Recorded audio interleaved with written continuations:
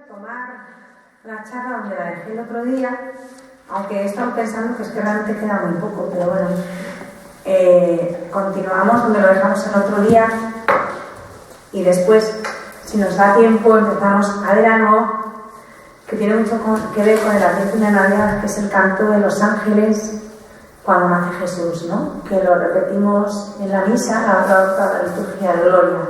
Gloria a Dios en el cielo y en la tierra paz a los hombres de buena voluntad. Entonces, pues, el otro día estuvimos viendo lo que supone el miedo, ¿no? Y cómo el Adviento es el tiempo en que llega quien va a desterrar de la tierra el temor. ¿Y cómo lo va a desterrar? Pues principalmente a base de confianza, ¿no? A base de demostrarnos cuánto nos quiere, porque el miedo es algo que nos limita muchísimo, nos condiciona tremendamente a la hora de vivir, a la hora de gozar, a la hora de movernos. El miedo es paralizante y el miedo es algo pues bastante subjetivo, bastante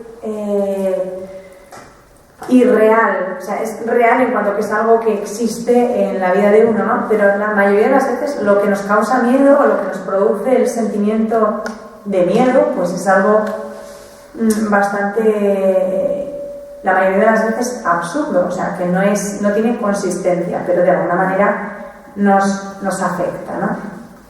Y el otro día estuvimos viendo cómo Dios ante todo es un amor omnipotente, ¿no? No es un omnipotente que ama, sino un amor omnipotente. Y eso nos tiene que producir muchísima paz y sobre todo muchísima confianza. Y la confianza es la única manera de vencer el miedo.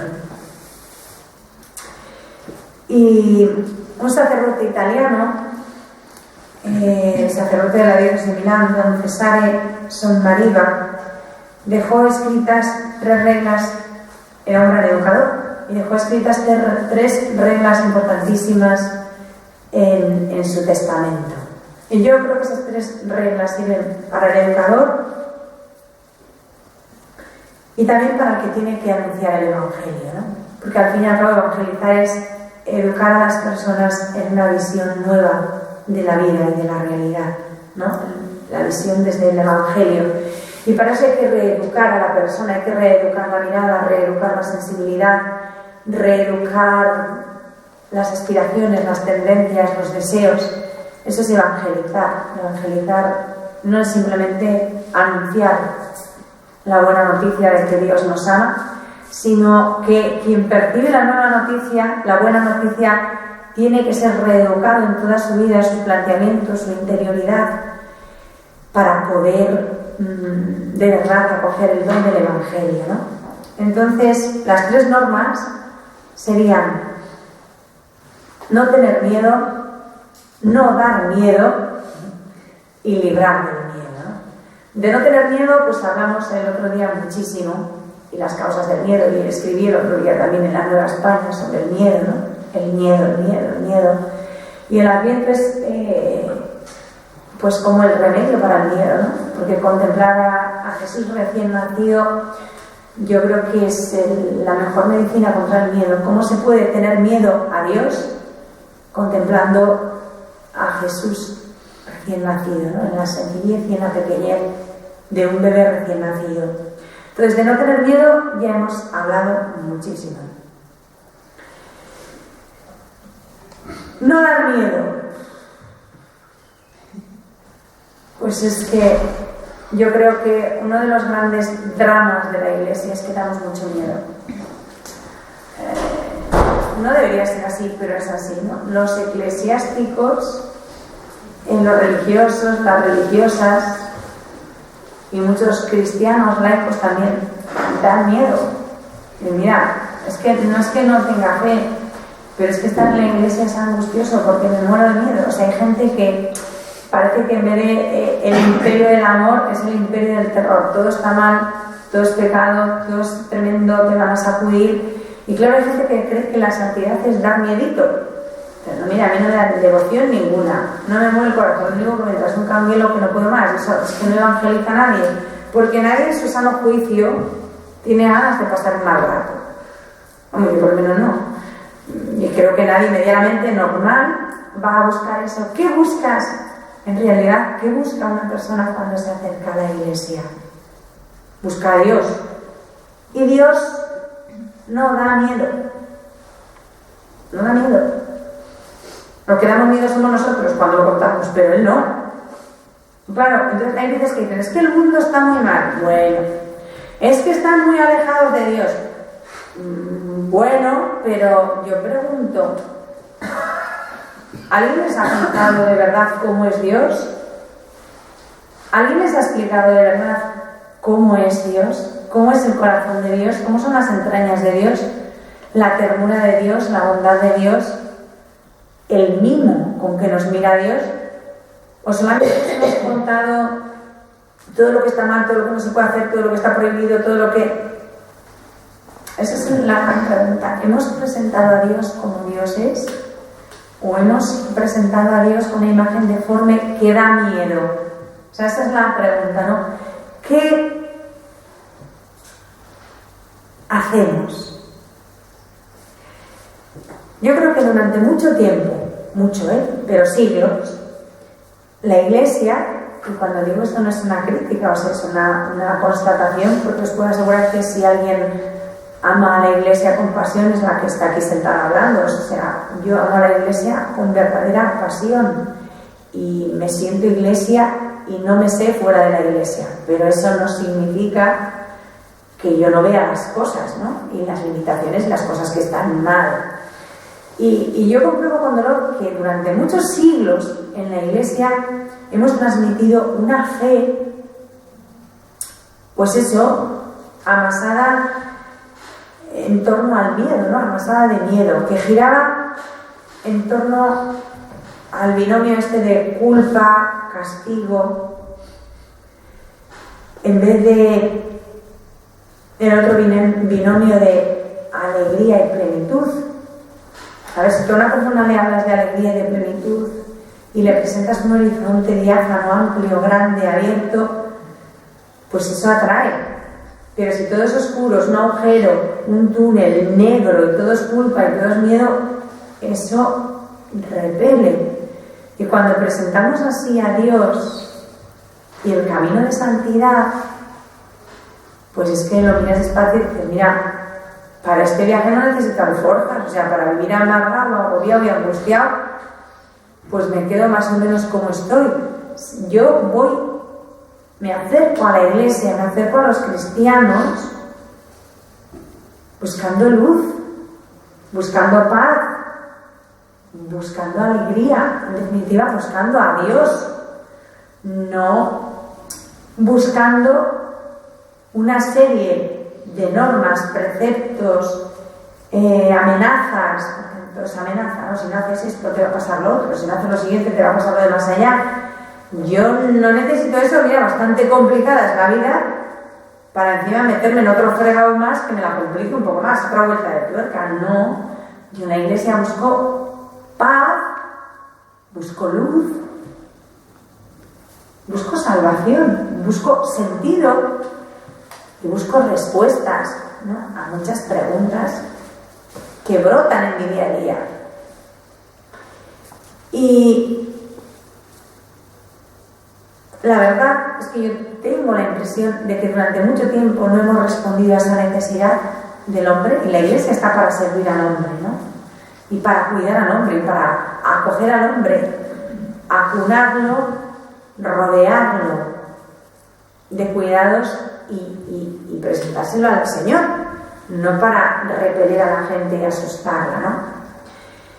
Y desgraciadamente, como os digo, tengo la impresión de que durante mucho tiempo no lo hemos hecho, y hoy todavía, a pesar del Concilio Vaticano II y a pesar de que mucha gente ha abierto el corazón y la mente, todavía no se hace, ¿no? ¿Por qué? Porque a veces en la Iglesia acuñamos moneda falsa, ¿no? Estos son los carcas, no, los carcas no, porque son de los de San Pío V y todos al infierno, ¿vale? No, pero vete con esto que son progres, ¿no? Pues es que yo tampoco quiero gente progre, o sea, yo no quiero que todo sea guay, todo sea estupendo y nos ventilemos todo y ya todo lo mismo, ya lo mismo 8 que 80, que no, hombre, que no es eso tampoco, o sea, la verdad es la verdad y la verdad no cambia ni antes del concilio ni después del concilio, ni con un grupo cristiano de una determinada espiritualidad ni con otro grupo cristiano de otra. La verdad es la verdad y el Evangelio y la Iglesia están al servicio de esa verdad que es Dios, ¿no? Entonces, ¿dónde va a encontrar consuelo el ser humano? Pues en la verdad. ¿Por qué nos acercamos a la Iglesia? Porque buscamos la verdad. Si no se trata de ocultar la verdad ni de deformarla, pero tampoco de pintarla negra oscura. O sea, ni todo es que da lo mismo, haz lo que te dé la gana, porque eso es la anarquía, eso no es la Iglesia. Ni todo es horror, horror, todo está muy mal y aquí no se salva ni perro y todo el mundo está condenado mientras no se demuestre lo contrario. Tampoco, porque eso no es verdad, ¿no? ¿Y qué pasa? Que por un lado generamos ese miedo tremendo que no nos deja vivir y por otro lado nos vamos al otro extremo donde no está ese miedo, pero ahora anchas Castilla a vivir que son 2 días, ¿no? Y el miedo, como os digo, nació de Adán. ¿Por qué? En el fondo, ¿dónde está el problema aquí, no? Porque hasta ahora hemos presentado la realidad, que yo creo que es así. Pero ese miedo, ¿de dónde nació? Y ese miedo hoy, ¿por qué sigue subsistiendo? Porque en el fondo, el miedo, cuando Adán le dice a Dios, tuve miedo porque estaba desnudo y me escondí, ese miedo a Adán no le viene en realidad por lo que ha hecho. Y Adán no tiene miedo porque ha desobedecido, ¿no? No.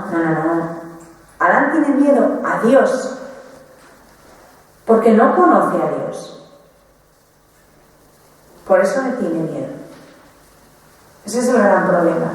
Y ese es el gran problema actual, ¿eh? Los hombres, las mujeres del siglo XXI, siguen rechazando a Dios porque no le conocen. ¿Qué le pasó a Adán? Pues que le presentaron una imagen de Dios que no era verdadera. Parece bueno, pero no es bueno. Parece que os ha dado un montón de cosas, pero os ha dicho que de ese árbol no comáis. ¿Por qué? Porque es el mejor y se lo ha reservado para él. Os está engañando. Dios no es bueno. Por eso te ha dicho que no comas de ahí. Porque en el fondo no os quiere. Os está utilizando. Esa fue la gran tentación. Y lo que Adán se creyó. Y por eso tuvo miedo. Porque pensó que efectivamente Dios no era bueno. Porque pensó que Dios de verdad no les quería. Porque pensó que Dios de verdad les estaba engañando. Cuando Adán piensa todo eso, peca. Y no solamente peca, sino que empieza a sentir miedo y a ocultar. Pero no por lo que ha hecho en sí, que ha sido desobedecer, sino porque no es capaz de imaginar, y esto nos pasa hoy también, la misericordia. Si Adán hubiera sido capaz de sospechar remotamente que la misericordia existe, no hubiera tenido miedo, no hubiera ido a esconderse, no hubiera caído en la cuenta de que estaba desnudo. ¿Por qué de repente se le desploma todo? Porque se le deforma la imagen de Dios. Él vivía tranquilo y feliz, confiado, porque tenía concepto de que Dios era bueno. Y entonces hablaba tranquilamente con él, tenía una relación continua con él, sin ningún problema y sin plantearse cosas raras. Cuando empieza a desconfiar de que Dios es bueno, se hace vulnerable y peca. Cae en la tentación rápidamente. Cuando no confiamos y dudamos, somos muy frágiles, fácilmente tentados y fácilmente caemos en cualquier tentación. Y encima de eso, después, como dudamos de que Dios es bueno, no somos capaces de pensar que la misericordia existe, que Dios nos puede perdonar. Y entonces ya miente, se esconde, tiene miedo, culpa a la mujer, porque te dice, oye Adán, sí fue Eva, oye Eva, no, fue la serpiente porque no había nadie más, o sea, si no hubiera vuelto a ver quién, no sé, ¿no? Pues eso es típico. No, yo no asumir las propias responsabilidades. ¿Por qué yo no asumo mi responsabilidad ante algo, ante alguien? Porque tengo miedo. Entonces, le cargo la responsabilidad al otro y el otro al anterior. Cuando tú confías, vas con la verdad, he hecho esto mal. Sí, he cometido este error. Si estás escaqueándote, tapándolo, disfrazándolo, es porque en el fondo no confías. Y ese fue el gran problema que le costó y nos sigue costando. Imaginar, comprender, sospechar, creer en la misericordia de Dios. Y el primer fruto de la misericordia, que tampoco nos lo creemos. El primer fruto de la misericordia, ¿cuál es? Lo dice el Evangelio. La alegría. El primer fruto de la misericordia es claramente la alegría. Por ejemplo, nos cuesta mucho entenderlo, cuando nos lo dice Jesús nos resulta extraño, ¿no? Pues la alegría que hay en el cielo. Cuando el pastor encuentra la oveja perdida, se alegra.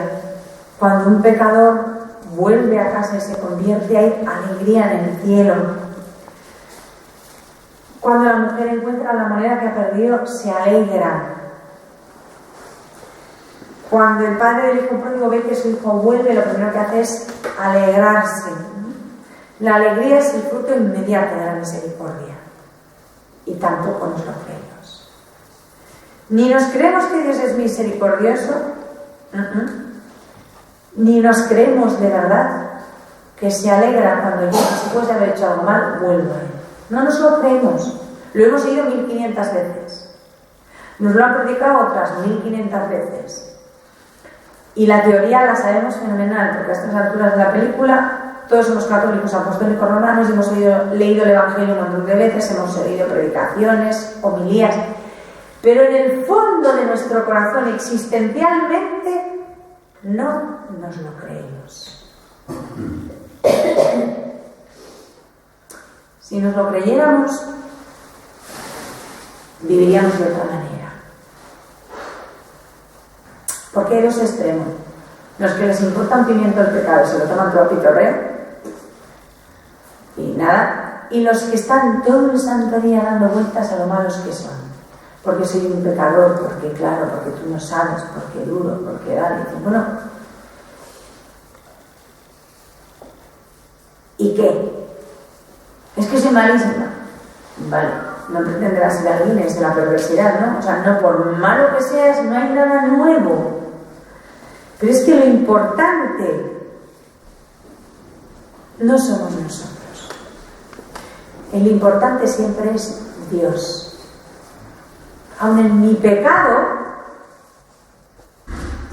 el importante no soy yo. Yo sé que peco, vale.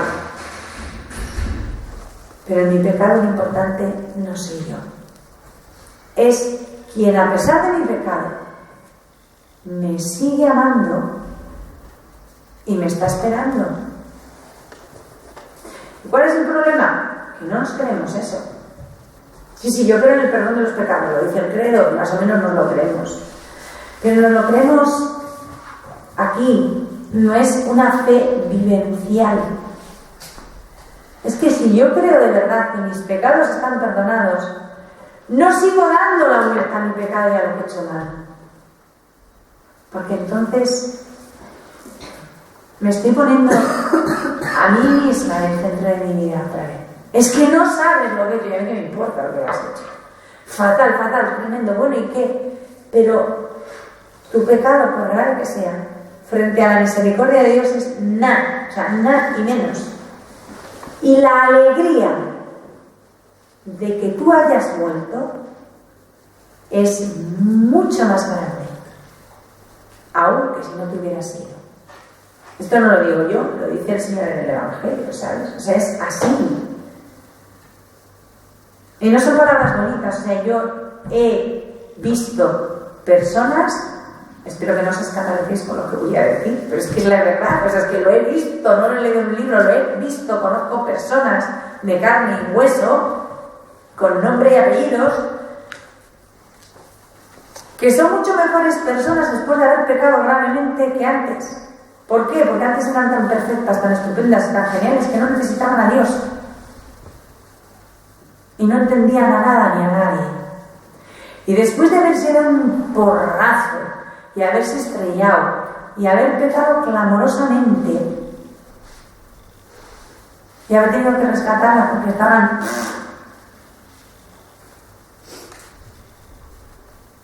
después de eso son mucho mejores personas y mucho mejores cristianas.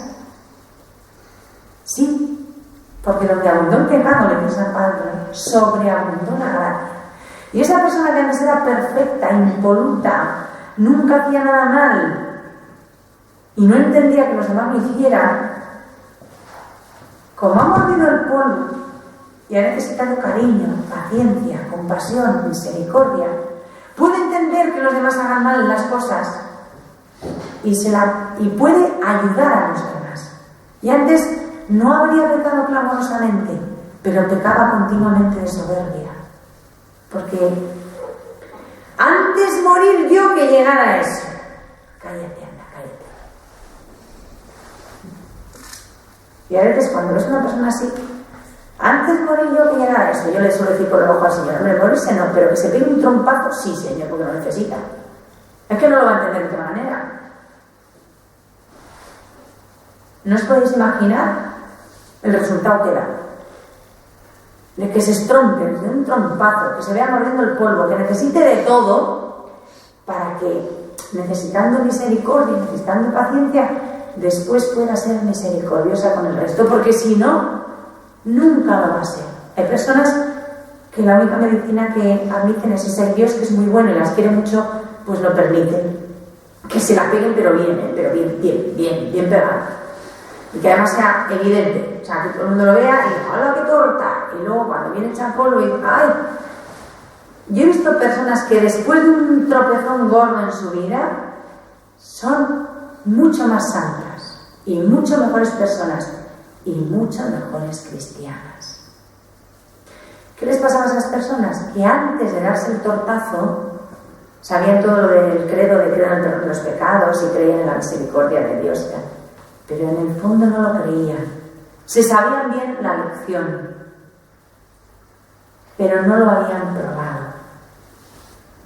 Y en el punto de hora en que palpamos nuestra pobreza y el Señor nos tiene que rescatar, entendemos y empezamos a vivir la misericordia. Entonces, como todo en la vida, ¿a qué sabe la misericordia? Eso, por ejemplo, ¿a qué sabe una manzana? Tienes que morderla y probarla. ¿A qué sabe la misericordia? Pues mira, hasta que no te des una torta y veas lo necesitada que estás de ella, no vas a saber a qué sabe la misericordia. Esto es igual, ¿no? Entonces, todos somos necesarios de misericordia. Y las personas que no se han visto así y no han necesitado la misericordia, dan miedo. A mí me dan pánico. Porque como no necesitan a nadie, son tan estupendas, tan santas y tan perfectas que no necesitan ni la misericordia de Dios, pues qué miedo. Porque nunca van a poder comprender a los pobres desgraciados que estamos a cada paso agarrándonos a la misericordia de Dios para poder dar el paso siguiente. Esas personas dan miedo, ¿no? Y no comprenden, porque no pueden comprender la alegría que hay en el cielo cada vez que Dios tiene que usar de misericordia, y esa misericordia es recibida por nosotros, ¿no? El miedo nos conduce a un cristianismo falso.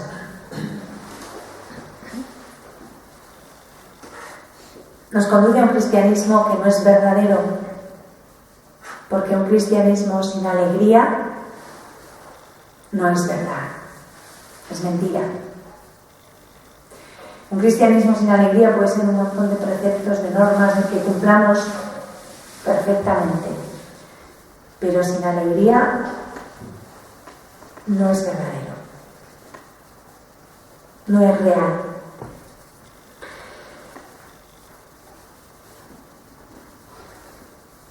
Y un Dios que da miedo y que nos quita la alegría tampoco es verdadero, es falso y nos conduce al mal. Nunca nos va a conducir ni a la misericordia, ni a la confianza, ni a la esperanza.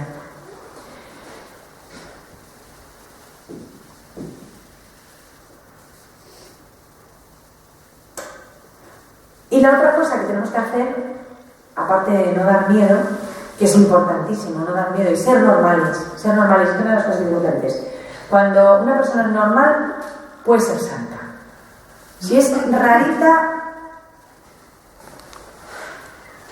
no. Es que fíjate, está 2 horas de rodillas, no se mueve, inmóviles y no se cansa. Uy, qué rara.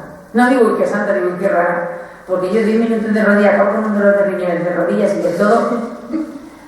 Yo no digo que yo sea santa, digo que soy normal, porque me canso.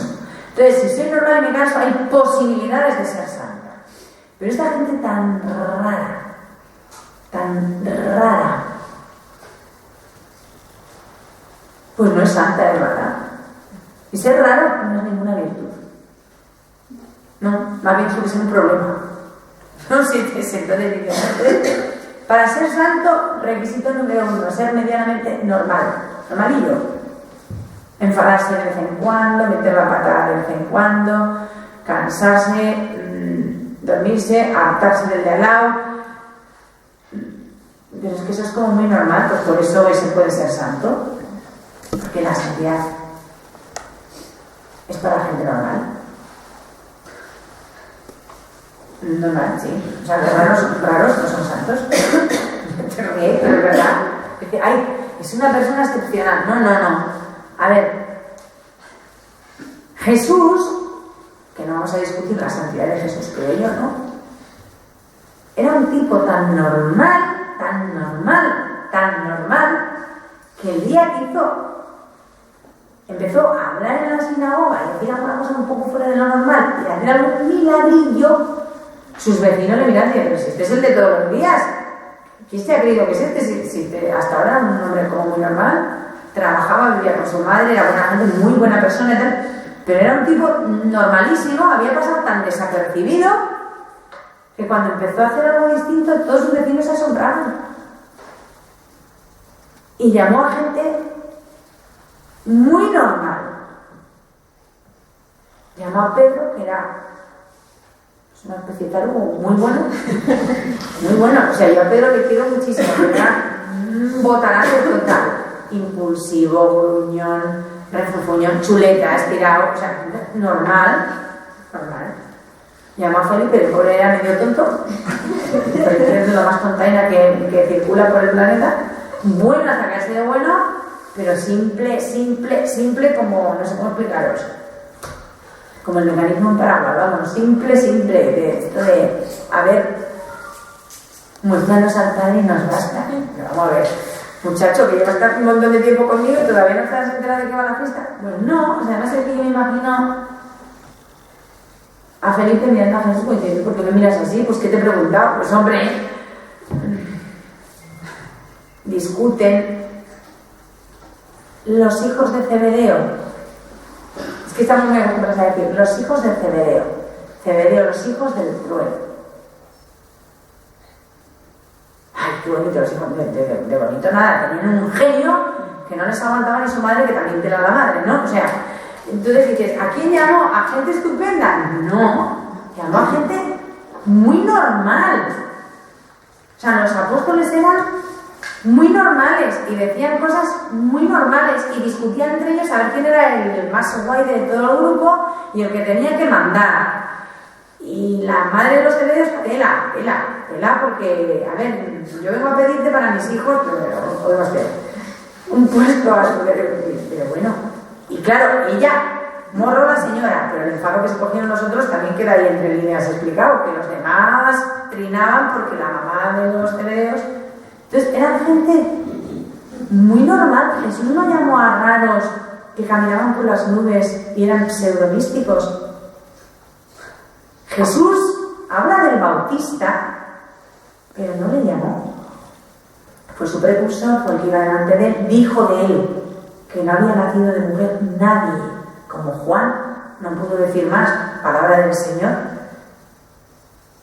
Pero no es de los que se cogió para ir con él, para la primitiva iglesia. Juan cumplió su vocación, cumplió su misión, le mataron y punto pelota.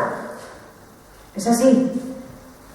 Pero Juan no fue de los de venir conmigo y ser pescadores de hombres, ¿no? Y Juan, yo le quiero mucho a Juan el Bautista, ¿no? Ahora me voy a la madre Pilar, no puedo decir, pero era rarillo, con saltamontes y vestido con pie de camello, pues ¿qué quieres que te diga? Pues sí que llamaba la atención el pobre y era un poco especial. Jesús no, Jesús era normalito, comía con todos, iba de boda, bebía vino, trabajaba, se vestía con todo el mundo, estaba mimetizado con el ambiente. Juan, con todo lo que Jesús dijo de Juan no fue llamado para el seguimiento de Cristo, fue el precursor, pero Jesús llamó su seguimiento a gente normalita. A mí ha habido chicas que me han dicho, es que yo no puedo ser monja. Digo, ¿por qué no? ¿Qué problema tienes? ¿Cuál es el impedimento mayúsculo? Es que yo soy muy normal. Digo, digo, nosotras también. Uno de los requisitos importantes para ser admitida es ser medianamente normal. Medianamente normal. Y si digo que una muy rarita, le digo que lo deje, que aquí no va. Ser normal. No es que no puedo ser monja porque resulta que es que me gusta escuchar música. Y además hay una cosa que es imposible. Igual, que es que me gustan los chicos. Estupendo, significa que eres normal. Pero normal es que a una chica le gusten los chicos. Entonces, eres una chica normal, puede ser que sí que tenga vocaciones. Vaya, yo te lo decía para que no. O sea, si me dijeras, nunca he visto un chico, nunca he mirado a nadie, soy muy rara, ninguno, no, efectivamente, yo creo que tú no tienes vocación, tú no eres una rara y punto, o sea, no, gente normal, ¿tú me entiendes? Gente normal, básicamente normal, porque no estamos aquí llamadas por el Señor por raras, sino por un amor de predilección, que es una vocación, ¿vale? Entonces, el Señor tampoco es y se enamora de los raros, ¿no? Se enamora de la gente normal, llama a la gente normal. Y la gente normal no da miedo. Los que dan miedo son los que no suelen ser normales. Entonces, la gente que da miedo no evangeliza, asusta. No, estamos llamados a anunciar el evangelio y dar testimonio de Jesús. No a dar sustos a nadie, ¿no? Entonces, ¿qué hacemos para librar del miedo? Que es lo que nos queda pendiente. Pues librar del miedo significa trabajar activamente por retirar ese envoltorio del miedo que está depositado en el corazón de tantas personas. Yo creo que nuestra principal tarea para anunciar el Evangelio hoy es desterrar el miedo de las personas que nos rodean. Os lo he dicho antes. Desterrar el miedo de Dios.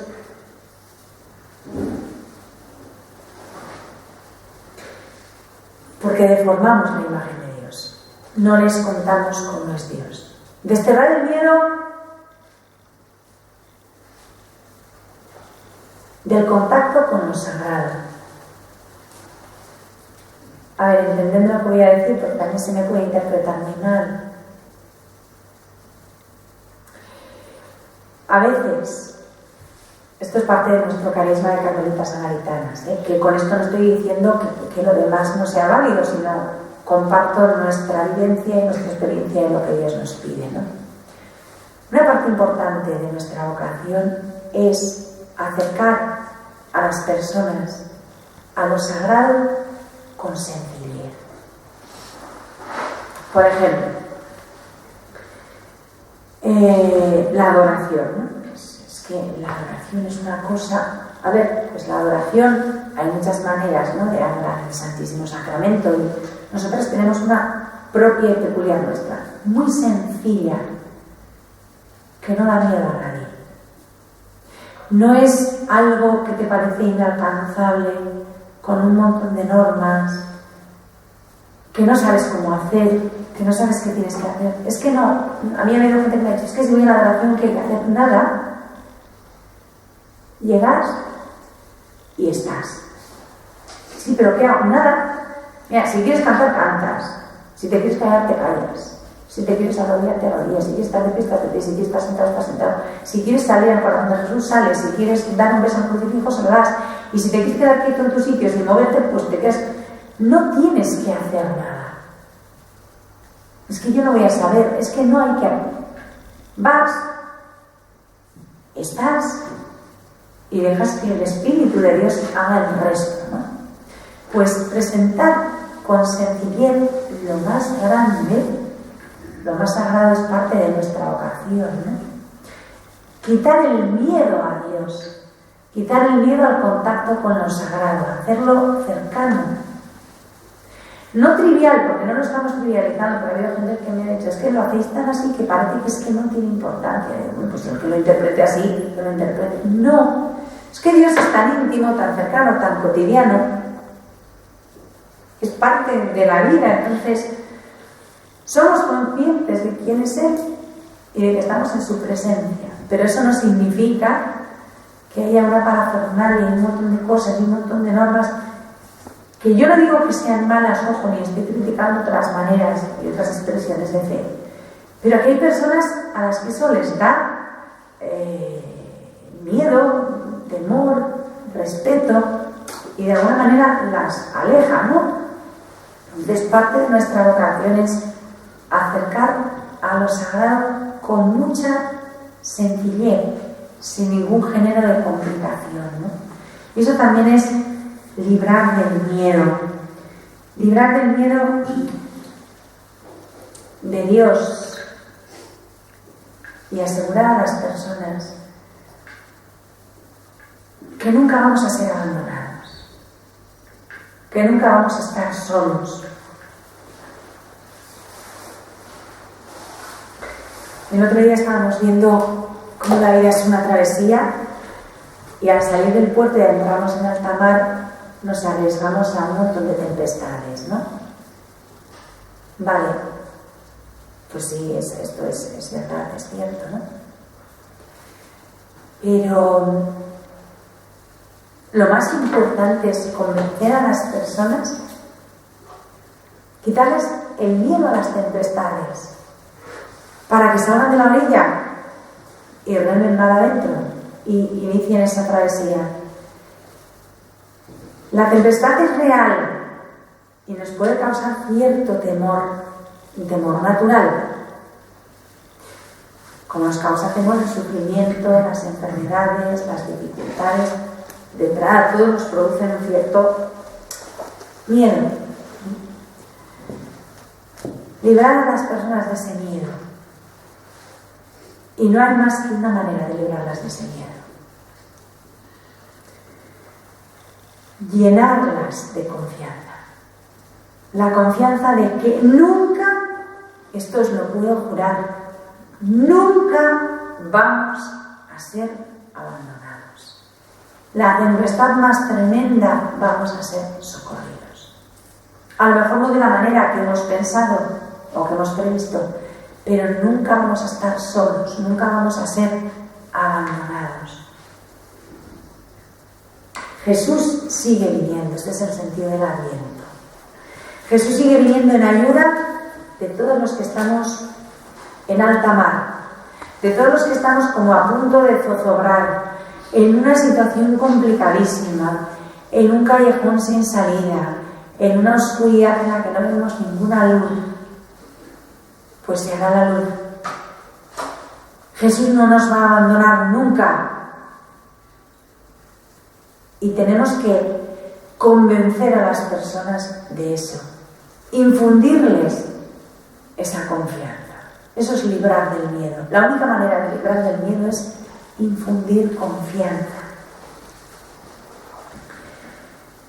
Jesús va a venir dentro de nuestra pequeñez y de nuestra poca fe a librarnos de todos nuestros naufragios.